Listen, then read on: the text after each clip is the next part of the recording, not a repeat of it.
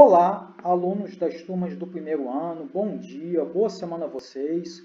Então, pessoal, dando prosseguimento, de certa forma, encerramento ao nosso conteúdo, eu estou gravando essa videoaula aqui para falar brevemente da chamada questão ambiental, né? A gente está falando de meio ambiente, na aula passada eu procurei colocar esse conceito, alguns aspectos, e hoje a gente vai falar brevemente sobre aquilo que denomina-se questão ambiental, né, de como o homem lida com o meio ambiente do ponto de vista da sua conservação. A chamada questão ambiental, né, refere-se ao modo como a humanidade busca produzir seus bens e, consequentemente, os seus impactos nos sistemas e recursos naturais. Ou seja, a ideia aí da relação homem-natureza, né, considerando a ideia da produção, a necessidade humana, né, como que é possível se compatibilizar isso. Né? Então, é uma discussão que envolve aí tanto o aspecto da economia, como também a conservação, por assim dizer, né, do meio ambiente, enfim.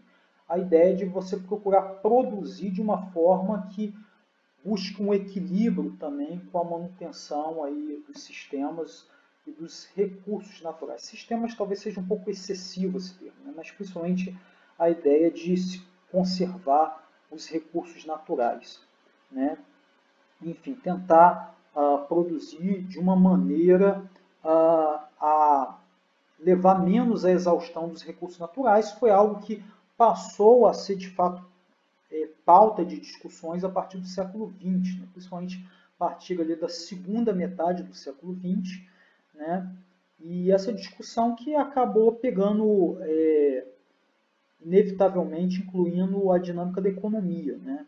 De como que é possível se produzir, mas ao mesmo tempo conservando os recursos naturais. E esse debate, né, sobre o meio ambiente passou a fazer parte de uma agenda internacional que defende a busca do chamado desenvolvimento sustentável, né? Esse termo tão empregado nos dias de hoje, esse conceito, eu vou falar um pouco mais dele ainda nessa aula, que busca justamente conciliar o desenvolvimento humano, né, que é uma acepção bem ampla, né, a ideia de desenvolvimento que pegando também a ideia de desenvolvimento humano, né, num sentido amplo, com o crescimento econômico, na necessidade de crescimento econômico, e conservação ambiental. Né? Eu já procurei até colocar conservação ao invés de preservação. Né? Se utiliza muito o termo preservação, mas conforme colocado na aula passada, o conceito não é exatamente o mesmo. Né? Conservação e preservação são termos diferentes. Então, nesse caso aí, a gente está se referindo mesmo à ideia de conservação ambiental.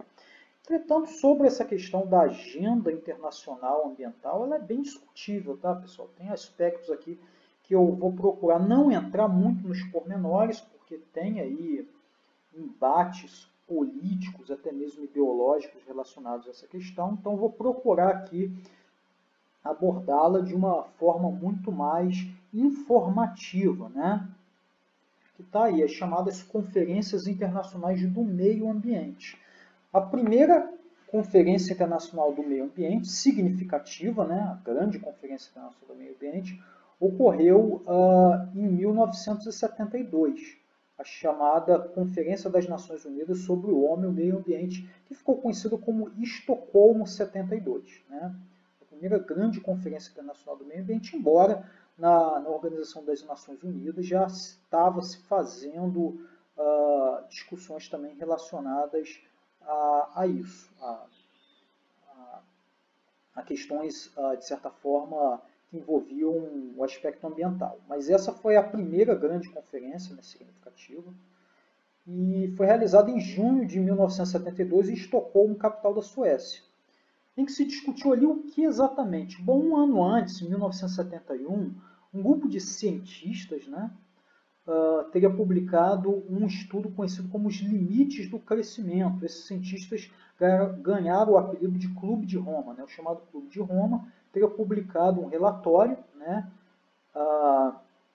um ano antes, em 71, conhecido como os limites do crescimento, em que esse relatório defendia exatamente o quê? Ele defendia o controle de natalidade e o fim do crescimento econômico, alegando a necessidade disso para se para se evitar o aumento dos problemas ambientais no mundo e aquilo que naquela época eles estavam entendendo como um colapso futuro que ocorreria por volta do ano 2000. Eles estavam entendendo o seguinte, que mantendo-se a dinâmica do crescimento econômico conforme visto naquela época, ali início dos anos 70, né? Final dos anos 60 início dos anos 70, o mundo ele entraria numa espécie de colapso por volta dos anos 2000. Né? O mundo ele não conseguia comportar tamanha, assim, exaustão, né, dos recursos naturais, enfim, devido ao crescimento econômico e ao aumento da população.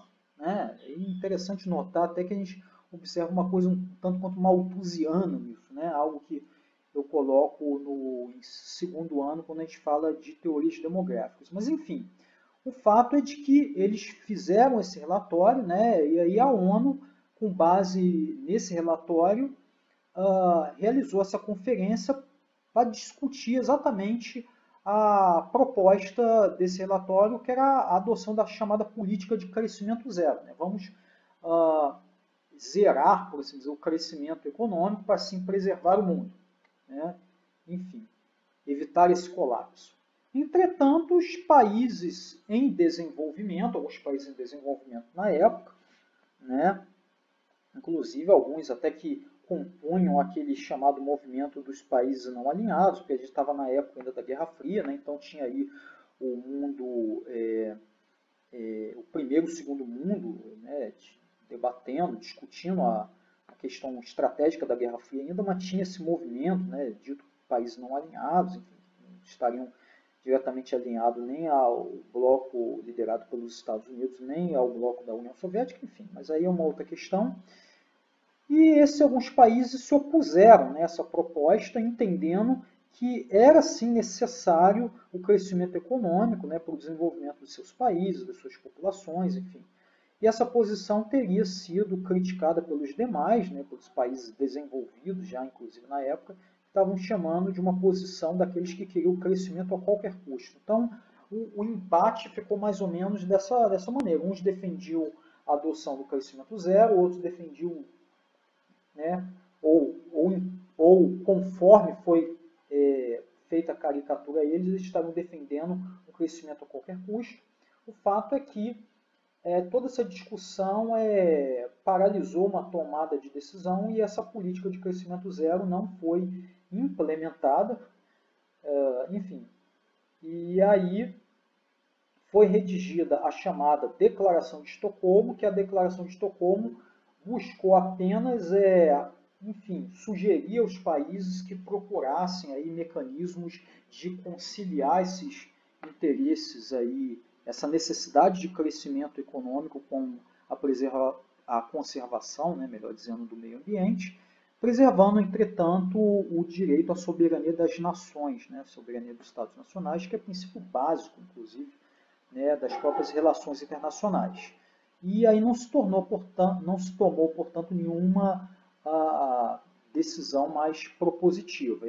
Entretanto, foi criado o Programa das Nações Unidas para o Meio Ambiente, a PNUM, a partir dessa grande conferência, e o Dia Internacional do Meio Ambiente ficou definido como 5 de junho, né, que foi o dia da Conferência Inaugural de Estocolmo 72.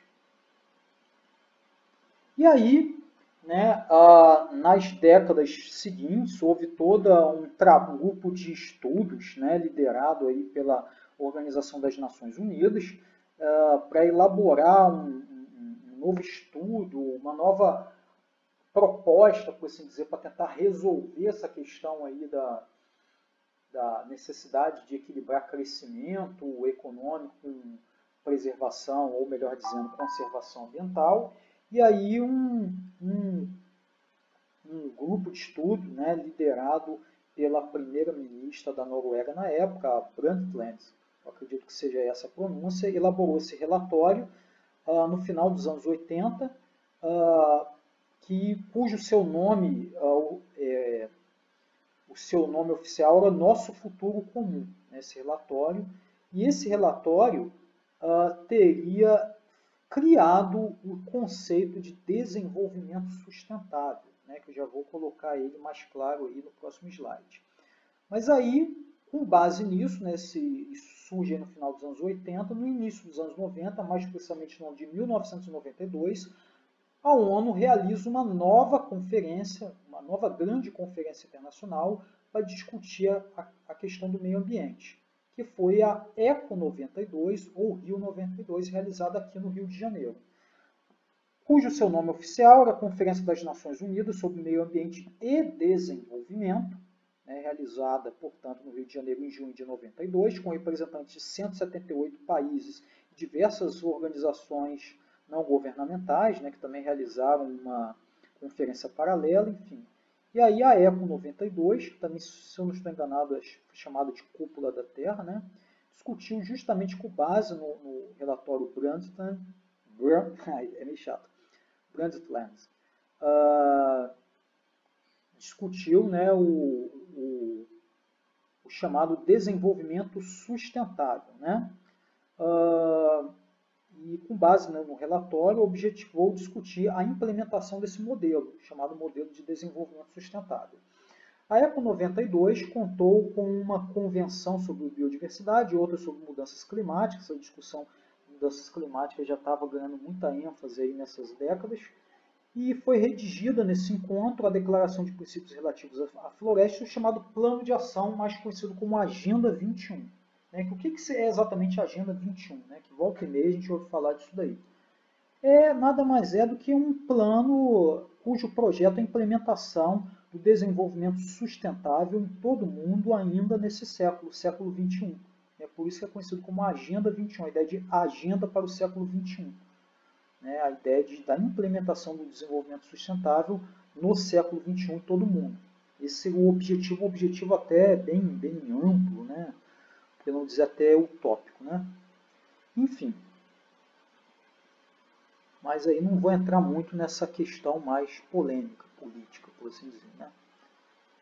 E o conceito de desenvolvimento sustentável baseia-se exatamente no quê? Aquela ideia, né? Desenvolvimento sustentável é aquele que atende às necessidades do presente sem comprometer a possibilidade de as gerações futuras atenderem suas próprias necessidades, né? O relatório Brundtland, né? 1987. Essa é a definição literal do conceito. Em outras palavras, é isso. É você procurar crescer economicamente, mas de forma a garantir o sustento das futuras gerações, não levando, por assim dizer, à exaustão dos recursos naturais. Enfim, a ideia do conceito é essa, né? Definido conceitualmente é isso. E aí, né, tivemos também mais duas importantes conferências internacionais do meio ambiente, a chamada Rio+10, e a Rio+20, a Rio+10 foi a Cúpula Mundial sobre o Desenvolvimento Sustentável. Notem que o nome aí já aparece claramente, né, explicitamente, a ideia do desenvolvimento sustentável.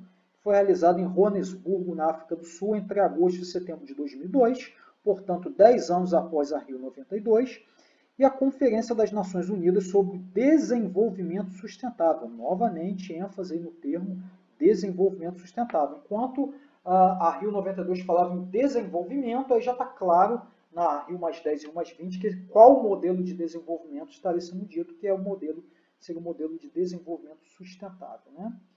E essa conferência foi realizada também no Rio de Janeiro, 20 anos depois, né? Em junho de 2012.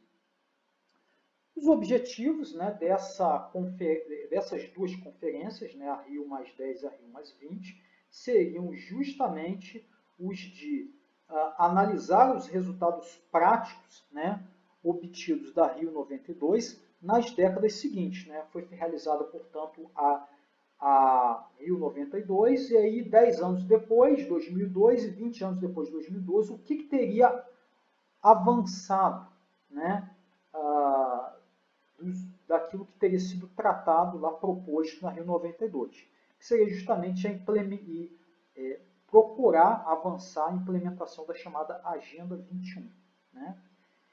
E aí, pelo menos um conceito que vai ser muito colocado não em Joanesburgo ainda, mas na Rio+20, né, porque foi um conceito elaborado pela PNUMA, né, pelo Programa das Nações Unidas para o Meio Ambiente, se eu não estou enganado, em 2008, e isso vai ser bem discutido na Rio+20, que vai ser a ideia da economia verde, né, que é um conceito aí, que teria substituído a ideia de ecodesenvolvimento, que seria uma forma que visaria o uso sustentável dos recursos naturais, a redução das emissões de carbono, enfim, com responsabilidade social, uma ideia de economia num sentido mais amplo, né? Visaria aí, bom, em tese só o crescimento econômico, mas também aí questões aí relacionadas ao modelo, aí já entraria, quando fala de emissão de carbono, então a gente estaria falando também aí nessa discussão aí também relacionada às fontes energéticas, né, as fontes de energia, o uso de energia renovável, enfim, responsabilidade social, uma questão mais difusa, por assim dizer, né? Enfim, mas aí tudo isso daí tem uma certa polêmica, tá, pessoal? A gente observa e tem notado essas discussões aí, algumas questões têm sido chegadas, né? Enfim, eu tenho ouvido falar muito disso, eu não quero aqui fazer um juízo de valor muito claramente, mas são coisas que a gente lendo num olhar menos atento, a gente parece assim tudo muito bonito, né, entre aspas, mas a gente sabe que tem uma série de problemas, né, em tudo isso daí. Né, tem agendas de interesses, tem projetos aí, de certa forma, político-ideológicos até amplos, né, tornam tudo isso daí um objeto de maior discussão e maior atenção, né? Não, a gente não cair aí de uma maneira um tanto quanto ingênua, né, nesses discursos, né, mas observar a questão com um pouco mais de atenção. Eu estou colocando aqui de uma maneira mais informativa mesmo a vocês, eu não estou emitindo aqui juízo de valor direto aí acerca desse modelo, enfim, desses eventos, mas num sentido muito mais informativo, né, porque tem divergências, tem discussões, né, tem leituras diferentes acerca dessas questões aí, ok? E além desses grandes eventos, essas grandes conferências citadas, existem outros também mais periódicos, as próprias reuniões anuais da Assembleia Geral da ONU, né, das Nações Unidas, também tratam dessas questões. O tema meio ambiente ganha muita ênfase, né, nessas discussões, sobretudo essas questões aí relacionadas a mudanças climáticas, enfim. Também é outra discussão também tem lá suas controvérsias, e inclusive, pessoal, com relação a essa dinâmica mais direta, né, é realizada, né, com base aí nesse painel de mudanças climáticas, as chamadas COPs, né, as conferências das partes, né, que são realizadas aí anualmente, né, para discutir de uma maneira mais direta essas questões, e algumas ganham mais notoriedade devido a alguns protocolos, alguns acordos que são assinados, como aquele Acordo de Paris, enfim. Tem esses eventos também internacionais que vão colocando também a discussão ambiental sempre em evidência. E agora, por fim, problemas ambientais diretos, né, que a gente consegue relacionar, sobretudo eventos aí que ocorrem em escala local e regional, né, questão da geografia, a gente lida muito com a ideia da escala, né? Não vou discutir aqui aspectos mais aí relacionados à possibilidade de mudanças globais, que francamente eu acho uma questão bem discutível, bem controversa ainda, né? Eu particularmente não toco mais nesse assunto, pelo menos não diretamente em aulas, conforme eu já trabalhei em períodos passados, né, como por exemplo, discussão relacionada a aquecimento global, mas isso é uma discussão muito controversa, tem uma série de questões aí, tem um embate político também relacionado a isso. Eu prefiro focar aqui em questões mais claras, mais objetivas e diretamente ligadas aí, bem perceptivas, né, no nosso cotidiano, até por sua dimensão em escala local, né, e em alguns casos também regional.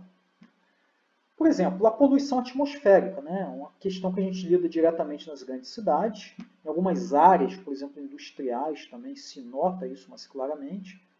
Né? Eu tenho até observo muito isso numa experiência que eu tenho de trabalho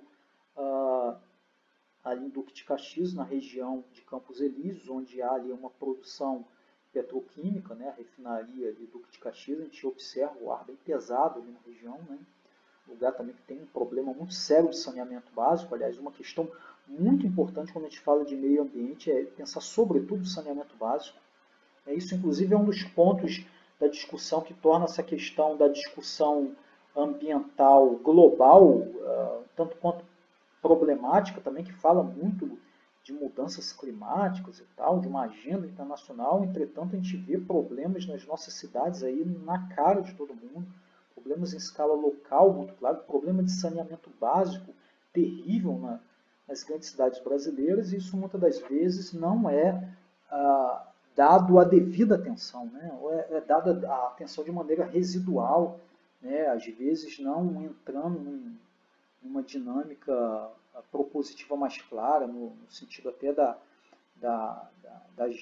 gestão da administração pública desses problemas.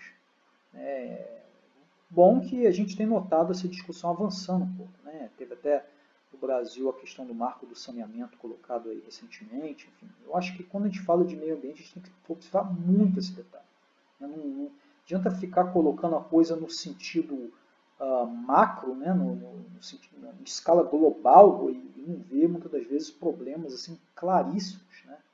Em escala local, regional, enfim, como a questão do saneamento, que é muito sério. Vamos lá, falando da poluição atmosférica, né, eu acabei me empolgando um pouquinho aqui, né, até me perdoem se avancei um pouquinho aqui numa questão um pouco mais opinativa, eu tento evitar isso ao máximo, esse tipo de abordagem, mas acabei aqui colocando alguns pontos. Mas voltando ao foco aqui da poluição ambiental, né, ela é provocada por fontes estacionárias, né, indústrias, usinas termoelétricas, né, que fazem a queima ali de carvão, principalmente carvão mineral é mais problemática, né, usinas movidas a carvão principalmente, entre outras, que emitem, né, pelas chaminés, né, suas, sei lá, material com gases poluentes atmosféricos, móveis também, fontes móveis, como os nossos veículos automotores, né, através dos escapamentos dos carros, das motos, enfim. Ou mesmo fontes esporádicas, como os incêndios, né, também emitem CO2 e outros poluentes na atmosfera. Né? Todas essas atividades emitem poluentes atmosféricos. E ocorrem, né, principalmente nas aglomerações urbanas, né, é mais comum da gente verificar poluição atmosférica, mas também ocorre, né, nas áreas rurais e florestais, né, conforme dito há pouco, devido às queimadas. Eu coloquei, inclusive, florestais também, né, que é uma questão aí que acontece bastante. Também é digno de nota. Outro problema ambiental, esse problema ambiental é um problema ambiental tipicamente urbano, é a ideia das chamadas ilhas de calor. O que são as ilhas de calor? Bom, eu vou retirar a cobertura vegetal, né, e vou colocando material, de certa forma, de alvenaria, né, materiais aí, por exemplo, edificações de alvenaria, né, e aí o que acontece? Você muda aí a capacidade de absorção da temperatura chegada, né, lembra de albedo que eu comentei, né, numa aula passada, né, quando eu falava de clima, e também altera a dinâmica da irradiação solar. Então, falando aí claramente, né, se baseia no aumento da temperatura em áreas urbanas das grandes cidades, em comparação com as áreas vizinhas, como zonas rurais. Substituição da vegetação por edificações, viadutos, ruas pavimentadas, entre outros, intensifica a irradiação solar. Né? Então, por exemplo, você tira lá uma cobertura vegetal, sei lá, uma área que tinha um bosque com gramado, aí você coloca, por exemplo, asfalto. Né? O asfalto ele acaba retendo muito mais calor. Né? Você começa a edificar muitas cidades, né? Inclusive criando, por exemplo, edificações muito próximas uma das outras. Né? Pode-se colocar aí também aí o que você vai fazer? Você vai alterar a circulação do ar, né? E, enfim, abafar mais o ambiente, né? O vento, enfim, você vai mudar um pouco a dinâmica dele. Tudo isso vai favorecendo que um aquecimento, uma retenção maior de calor naquela área edificada, né? Alterando esse ciclo, alterando essa dinâmica.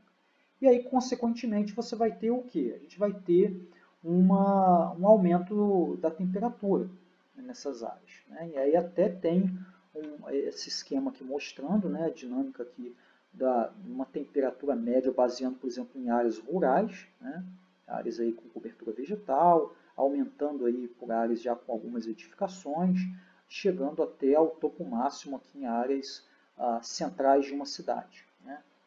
Enfim, até tem um esquema que de repente você tem uma área verde na cidade, você pode de alguma maneira favorecer um aquecimento menor. Eu até lembro de Icaraí, né? Você está em Niterói, você está lá no meio da selva de pedras, né? Do calor daquela cidade, como as cidades, as nossas grandes cidades de uma maneira geral, os nossos perímetros urbanos, né? Cheio de edificações, de asfalto, e aí você vai ali para o Campo de São Bento para tentar pegar um pouquinho de fresca, né? Tem até essa ideia. Né? E aqui que ocorre o efeito da ilha de calor, né? Aí faz a comparação da área rural com a cidade, né? Porque você tem aqui menor absorção e retenção de calor, enquanto na cidade é maior. A própria ideia da transpiração das plantas e da evaporação da água do solo, essa dinâmica também é alterada, e a penetração da água também acaba sendo alterada, né? Toda essa dinâmica aqui acaba sendo impactada. Ou seja, é um típico efeito da edificação da chamada selva de pedra, né? Acaba causando esse tipo de problema.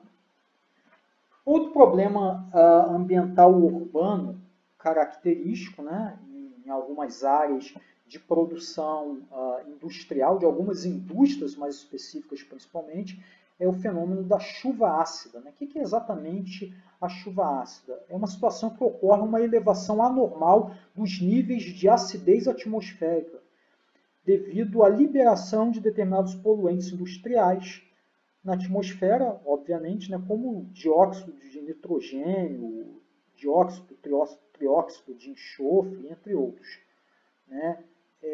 E aí, o que acontece? Você altera o pH da água da chuva, né? Ela acaba surgindo uma chuva aí com maior acidez, aumentando os níveis de acidez, né? Então, nesse caso aqui, conforme o esquema mostra, né, a gente tem aí algumas substâncias, né?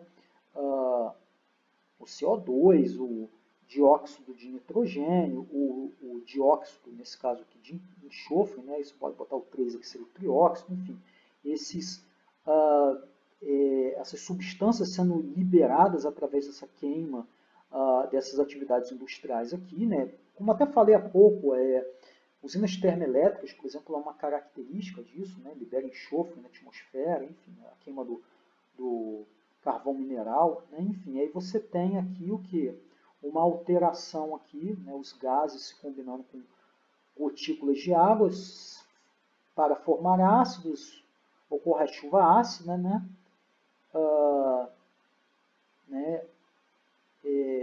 Enfim. E isso gera o que?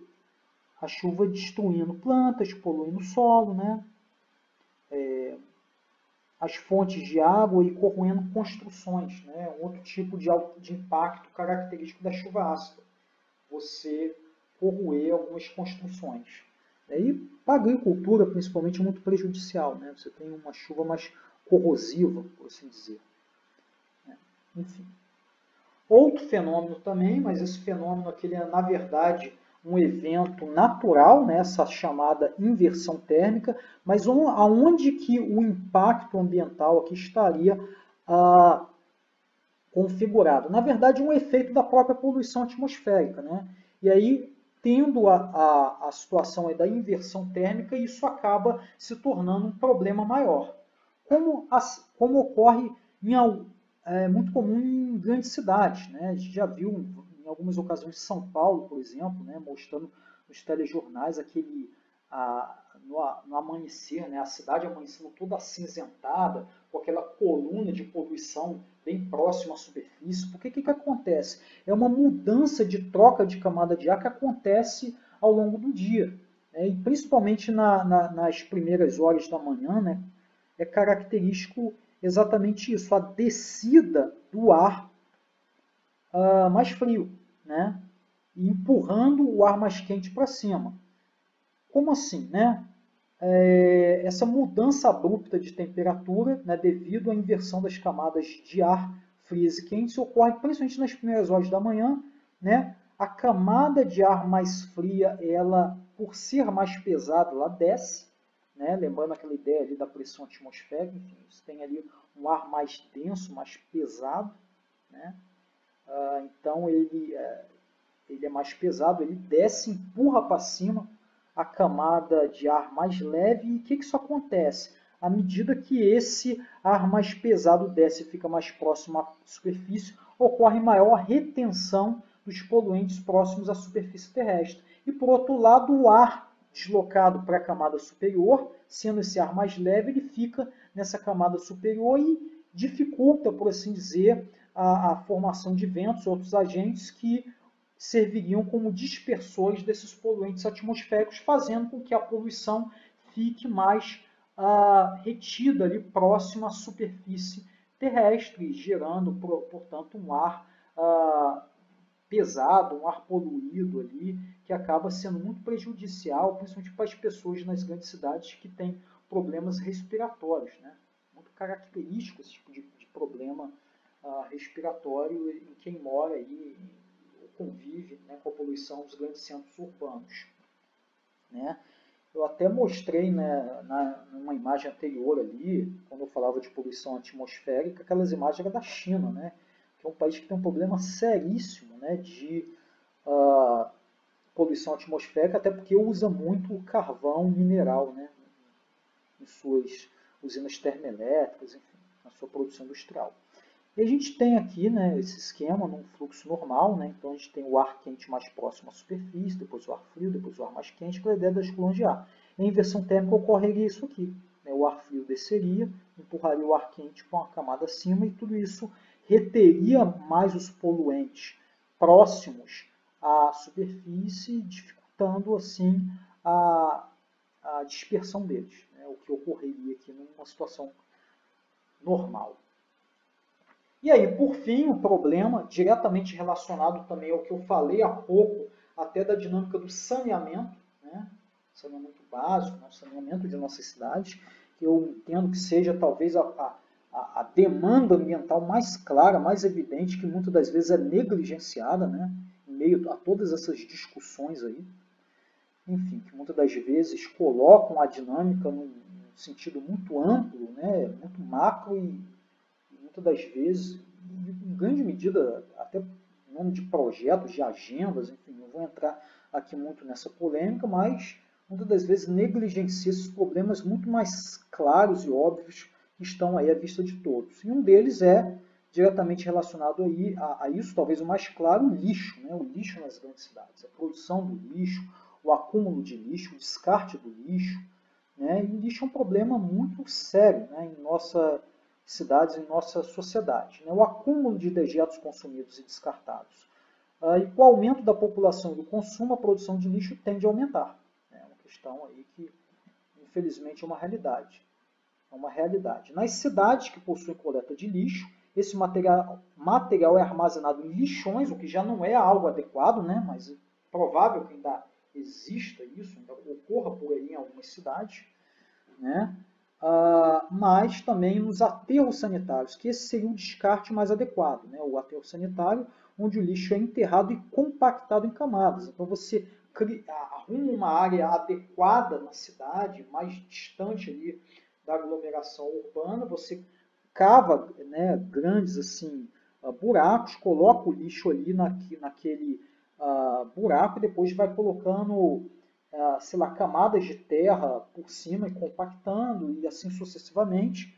Enfim, essa é a maneira mais adequada, né, de certa forma, de descarte de lixo, né, ainda não se tem situação mais clara.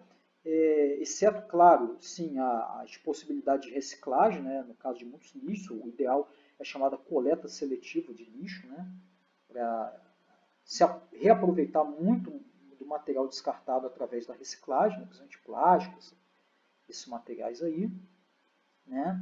Mas essa é uma situação, mas também tem aqueles lixos típicos também que eles não podem ser descartados de qualquer maneira, como os lixos hospitalares, né? Já estou colocando aqui, né? Não está pontuado aí, mas deve ser colocado também, que ele tem que ser descartado de uma maneira adequada, incinerado, enfim. Tem alguns casos específicos, né? Mas aí o lixo urbano, de uma maneira geral, essa compactação em aterros sanitários ainda é a medida mais adequada, né? Embora tenha também outras situações também de reaproveitamento do lixo, eu até lembrei agora também das chamadas usinas de compostagem, né? Existem outras alternativas, inclusive para geração de energia, biogás, enfim, existem também algumas alternativas, né? Isso tudo, no fundo, pessoal, é um grande problema de engenharia também a ser resolvido, né? Problema técnico aí, deve se debruçar o uso do conhecimento também na resolução desses problemas, que são problemas de fato claros e perceptíveis para a gente, mas que passam também não só por soluções técnicas e políticas, mas também pela colaboração de todos, pela colaboração da sociedade, né, quando a gente fala sobretudo aí do descarte do lixo, né, porque também não adianta de nada ter coleta de lixo, mas o pessoal não ajudar e descartar o lixo de maneira adequada, né, conforme colocado aí. É comum, né, entretanto, que em alguns lugares os dejetos sejam descartados de forma inadequada, em locais impróprios, né, como encostas, rios, córregos ou terrenos baldios, o que infelizmente contribui para a proliferação de insetos e doenças, enfim. Então a sociedade também tem que colaborar, né? E a gente sabe, né, que o lixo acumulado, né, produz um líquido conhecido como chorume, né, aquele líquido preto, escuro, enfim, inclusive com mau cheiro, né, que pode também penetrar no solo, né, contaminando ele e o lençol freático, né, e águas aí, de poços aí que não perfurados de maneira adequada e se não forem devidamente analisados primeiro essa água pode estar até contaminada. Então, todo um cuidado que a gente tem que ter, né? Isso aí realmente é algo que envolve a sociedade de uma maneira geral, essa questão do lixo. Enfim, pessoal, é isso. Espero que vocês tenham gostado. Procure ser bem breve e objetivo, né? Evitando ao máximo possível, né, adentrar-se em algumas polêmicas, embora em alguns casos for inevitável uma pequena ponderação, mas sobretudo tendo um aspecto informativo, né, acerca dessa questão ambiental. Então é isso daí, espero que vocês tenham gostado. Desejo a vocês bons estudos, né, e uma ótima semana.